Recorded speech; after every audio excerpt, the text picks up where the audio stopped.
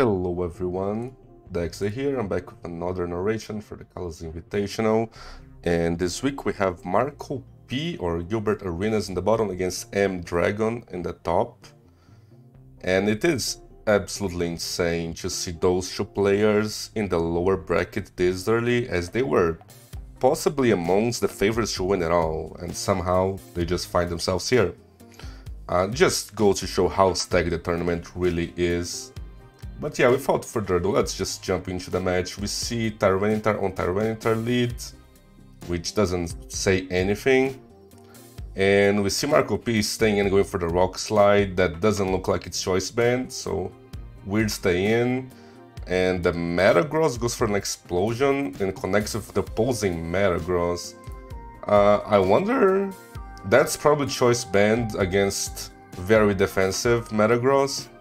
So M Dragon with the Choice Band Explosion hoping to catch a Skarmory, but instead catches a defensive Metagross. Protect Leftovers, defensive Metagross has been really popular this year. It is a really good set, so it makes sense. And you can see how we can just live on Explosion, which is impressive. And then Gengar on Blissey. Do we see the Explosion? We don't see the Explosion, we see a switch back to Tyranitar. We should get Leftovers here, right? Or maybe it's Slum. No, it is Leftovers. And we see a raw Focus Punch onto the Skarmory switch. That didn't do much damage at all. So I'm gonna guess it's Mixed Tyranitar. Yep, we do see the Fire Blast connecting with the Skarmory. And trading for the Toxic. And Marco is content to let the Skarmory go for the Toxic on Tyranitar and one layer of Spikes, which is honestly a pretty fair trade, all things considered. And honestly, it's a weird switch into Metagross, because you have to assume that your defensive Metagross will be slower than Tyranitar. But he just goes for the Protect in order to get some more Toxic damage. Maybe he doesn't have a good matchup into this Tyranitar, so I'm thinking like Swampert in the back, or Starmie, yeah, that's a bulky water. Onto the Focus Punch. Fair play there by M Dragon trying to call a bluff, a switch into probably not Blissey, but maybe into a Swampert. We do see Starmie threatening the Q Surf and a Blissey switch in. Pretty even position so far. It really is gonna come down to what are the unrevealed Pokemon here. I'm guessing, I mean, they do have similar shells, but I don't think M Dragon has a Skarmory of his own, otherwise it probably would have been revealed by now. And since he's so eager to explode the Metagross, which has been Explosion, he probably has something that really wants Skarmory gone. We do see a Starmie on Starmie right now, so yeah, very similar teams. The difference being M Dragon has a Gengar and Marco P has a Skarmory. But otherwise, we have seen the same revealed mons. And I wonder what's last. I feel like M Dragon needs another Rock Resist, so maybe a Swampert in the back, because his Metagross is way more offensive. Marco P Metagross being defensive means he doesn't really need a Swampert as much.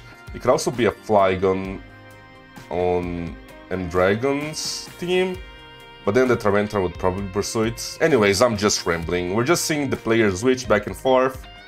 And we see the Swampert being revealed onto Tyranitar. This Tyranitar hasn't revealed much, only Rock Slide. We know that it's not Choice Banded though. And we see that it's Toxic Swampert. That does not have a good matchup on Starmie and Blissey. But the Earthquake does do a lot, except the Swampert's slower, so it's definitely not winning that 1v1. We see the Toxic Tyranitar switching in, it can threaten everything here. It has Crunch specifically, but we see Hidden Power, that is definitely Hidden Power Grass. And it doesn't do enough to Starmie. Starmie can probably just safely spam Recover. That Tyranitar being Toxic is really good for Marco P, because otherwise it would have been an insane threat. So it seems like he was justified into trading his Skarmory for the Toxic onto Tyranitar. And we see the Gengar. Oh, is this an Explosion? That was a tough turn. M Dragon trying to catch the Blissey, which would make his Starmie a huge threat, but instead is caught up with a Tyranitar switching to Explosion. The Tyranitar lives, still healthy, and Dragon loses his Gengar for close to nothing. This Swampert does look like a big threat though. Marcop has not shown any good switches, but it shows the counter. Wow, so 5 turns ago this was an incredibly even matchup, and then all of a sudden M-Dragon gets a wrong Explosion turn and a counter Swampert, and that's it. I think he's just winning now, because I guess the Tyranitar could crit, but still on a timer. The Starmie is not doing anything, and the Blissey is not doing anything, because it doesn't even have Toxic, and there's a Tyranitar and a Metagross. So we do see Starmie on Starmie, Thunder Wave. I don't like that, because you just have your Blissey. Maybe you're trying to catch a double and Thunder Wave that, and now you're just risking exactly that. Okay, maybe there's a way back in for M-Dragon. Oh, I guess the Blissey was kinda low. Okay, that makes it more sensible. This is an interesting endgame, but I'm pretty sure Marcop shouldn't have issues closing it in. We see Tyranitar not on a Thunder Wave. This threatens the Blissey a lot. Wait, is this actually choice banded? It isn't, right? It's just Lumberry, I assume? Because the damage wasn't choice banned, but we're not seeing leftovers. And I guess we will never know. I mean, it's not choice banded, right? Am I crazy?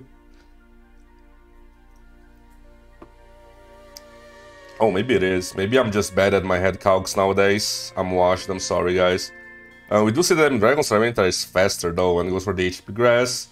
It is also faster than this Metagross, but the thing is, it just dies to Toxic as it protects here. Or just goes for the Earthquake on Starmie, that also works. And from here, Blissey just wins. It is pointless to continue, right? M-Dragon surely realizes that he has lost here. He tries to go for the Hail Mary freeze, doesn't get it, and Blissey reveals Thunderbolt. I guess he had already revealed that, just wasn't paying attention, because I'm a great narrator. And yeah, Blissey is just gonna finish off this Tyranitar, giving Marcop the 1-0 lead. Interesting game for sure. Pretty similar teams. I wonder what was Marcop's last Pokemon. I don't think it was a Swampert, because we would have seen that. I'm thinking maybe an Aerodactyl. But yeah. Interesting game, but let's just jump into game 2 straight up. We see another Tyranitar. I want a Tyranitar lead. So both players leading with Tyranitar both games. We do see a Brick Break. That's a choice band Brick Break on offensive Suicune. Maybe my head calcs are a bit better this time. And we see Calm Mind on a Blissey switch. So similar shell for Marcop so far, right? The choice band Tyranitar into Blissey. That was in both teams. We do see that the Suicune is actually max HP, and it just keeps Calm Minding up. We have to assume that it goes for a rest here, right? As Tyranitar switches in on the rest, threatening a choice band, Rock Slide or Focus Punch. Good play by Marcop, but expected. We see a Sleep Talk rest and a Rock Slide crit. Wow. Well, that's kinda unlucky. The Sleep Talk, if he got Surf there, so 1 in 3, 33% should just kill the Tyranitar. And you have to connect the Rock Slide then crit it for it to be like super punishing, because otherwise the Suicune will have 2 chances at a 33% to Sleep Talk correctly. I don't know. I mean, it wasn't great odds for the Suicune, but this is by far the worst possible outcome. You Sleep Talk a worthless turn and you get crits. Not ideal for M-Dragon. And that Suicune was potentially a huge threat from what we can see of Marcop's team. This is the kind of shell that really struggles with Restock Suicune. Unless he has a Roar Suicune of his own or something similar to that. It's funny because Suicune switching in on Mixmans, you threaten the Ice Beam, but no Suicunes now, they really run Ice Beam, especially on defensive teams like this.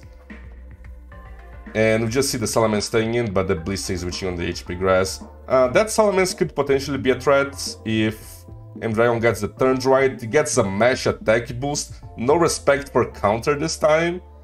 I like that. You got countered once, you're not doing it again, right? But yeah, that's a +1 Metagross. That thing is a threat, and it's a +2 Metagross. If this happens to be an agility, it could just be game.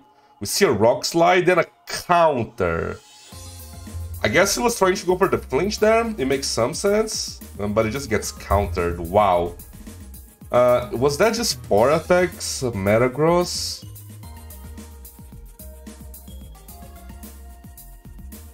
Or maybe it doesn't run Explosion and it was agility. I think if it was agility, it would have clicked agility though. So probably just 4 attacks left over. So we see Salamance's Revenge kill the Fortress, the Fire Blast. The Salamence can hit everything pretty hard, but without Spike Show to the pressure, it's not doing much. And Clado takes decent damage from the Charge Band Rock Slides. And it cannot Rapid Spin. There is one layer down, the Fortress got it early. Oh my god, and on top of all of it, a freeze on the Clado. Marcop definitely getting a lot of lucky breaks this battle, for sure. The Snorlax switching in on spikes, know what you want to do against the Gengar. And Marcop team is just incredibly healthy, he hits the Will-O-Wisp. I don't think this would be a rest Snorlax in this team, but I could be proven wrong. It just looks like an offensive team, and I struggle to see how M-Dragon could win. He gets a Focus Punch off onto the Tormentor, which does not kill. Maybe if that kill he could have pulled something back, but right now it's just not looking good. We see Rock Slides is gonna kill the Clado, and I'm assuming Salamence comes in for the revenge, but then it just gets forced out by Blissey. Or Gengar even. Yeah, Gengar is just better here. We do see that Salamence is faster than Gengar. So if this happens to be a mix with Rock Slide, it isn't. We know the full movesets: Brick Break, Hidden Power, Fire Blast, Dragon Claw. Honestly, I think M-Dragon just has to go for a Dragon Claw crit right here. And that might be, unironically, his best play. This is probably a very slow, bulky Gengar and a plus speed Salamence, right? I mean, it has to be. Because otherwise, like, how's he ever winning? You're switching in 50% Snorlax onto spikes. You're not even winning that 1v1. Or you're switching your Tormentor and getting it burned. He does decide to go hard Snorlax onto the Ice Punch. I guess maybe you just explode on the switch here, you do like decent damage. You just die to Thunderbolt, actually, right? Yeah. I don't know, I don't like that play. I think just hoping that the Salamence would crit was the best play there, weirdly enough. We see a taunt on Dragon Dance just to add salt to the injury here. The Tormentor will not be making a comeback with Suicune as self as it is and without Dragon Dancing. So very safe taunt play by Marcop here. And I wonder what we see here. We have seen the full move set. Do you just go for the Thunderbolt damage? Yes, you do. And that is definitely into Suicune range right now. And Suicune should just clean this game up, unless the Salamence gets crits. M-Dragon does go for it, as he should. Maybe he tries to call a switch to Blissey here, but I don't think Marcop has any reason to. He could just stay in and Calm Mind up. We see a Brick Break, so he was trying to call out the switch to Blissey, and a Calm Mind from Suicune. HP Grass just won't do enough damage, that's the thing. We see that's pathetic, 19%? Even a crit would only do like, what, 60%? So he needs a crit at the right time in order to even win this. And we do see that the Suicune is Sleep Talk, and that Surf does do a lot of damage. So if the Suicune never wakes up, the game is just over. The Salamence needs to crit right now. This is the last opportunity for the Salamence to crit it. And I mean, maybe this is why you should have gone for the crit on the Gengar, because then even a burned Snorlax self-destruct would have done decent damage to the Suicune. We do see that he does not get it, and from here Suicune should just be faster and kill this Tormentor. Never mind, the Tormentor is faster is what I meant to say, but he doesn't get the flinch. And just like this, 2-0 win for Marcop. Pretty unlucky game 2 to M-Dragon, to be quite frank here. But game 1 was actually a dominating performance by Marcop, but this game 2 was really lucky. All part of Pokemon, right? Either way, I hope you guys enjoyed this narration. And yeah, let me know in the comments if you did, and I'll be back for next week. See you guys, goodbye.